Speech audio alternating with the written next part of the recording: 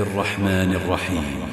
يا أيها النبي اتق الله ولا تطع الكافرين والمنافقين إن الله كان عليما حكيما واتبع ما يوحى إليك من ربك إن الله كان بما تعملون خبيرا وتوكل على الله وكفى بالله وكيلا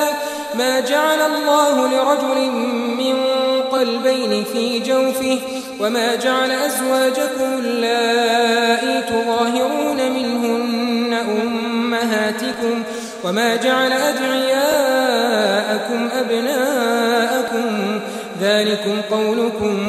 بأفواهكم والله يقول الحق وهو يهدي السبيل ادعوهم لآبائهم هو أقسط عند الله فإن لم تعلموا آباءهم فإخوانكم في الدين ومواليكم وليس عليكم جناح فيما أخطأتم به ولكن ما تعمدت قلوبكم وكان الله غفورا رحيما النبي أولى بالمؤمنين من أنفسهم وأزواجه أمهاتهم وأولو الأرحام بعضهم أولى ببعض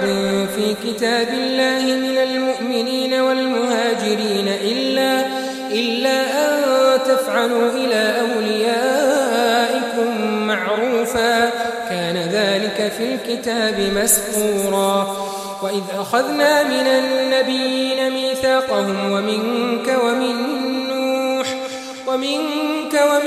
نوح